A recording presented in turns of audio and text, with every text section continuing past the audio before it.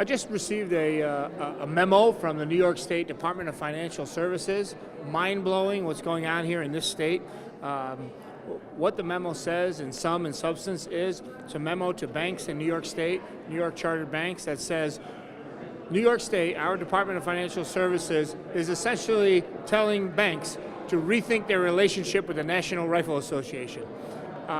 It's somewhat threatening in nature. I'll read you one passage from it. The department encourages its chartered and licensed financial institutions to continue evaluating and managing their risks, including reputational risks that may arise from the dealings with the NRA or similar gun promotion organizations, if any, as well as continued assessment of corporate compliance with their own codes of social responsibility.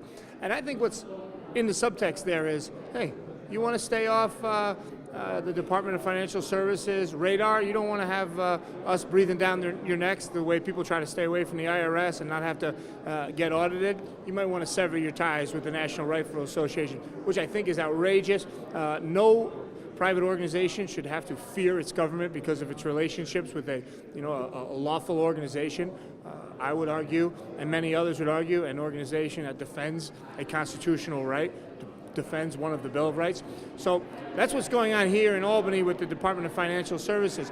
Meanwhile, the other thing that's happening, while they're complaining about the National Rifle Association bank accounts, people who use guns to commit crimes and kill people are getting out of our jails. The same administration that is essentially threatening banks in this state is allowing, for example, on Friday, Herman Bell killed 2 New York City police officers, a police officer in California, assassinated the 2 New York police officers. They're letting him out of jail. Cuomo appointees to the parole board said, yeah, this guy has done enough time. He's going to walk out of jail on Friday. He said to the New York Post yesterday he's excited.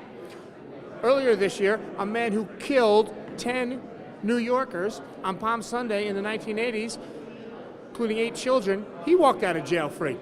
Judith Clark, a terrorist, her sentence was commuted, and now she's eligible for parole. One of the other cop killers from the early 70s is eligible for parole next week. So we have this stuff on paper threatening lawful organizations. Meanwhile, the very same administration, the Cuomo administration, is letting killers out of jail. People who use guns illegally are getting out of jail. Their victims are still dead. And meanwhile, the same administration is going on after law-abiding gun owners and banks that do business with a great civil rights organization. It's outrageous.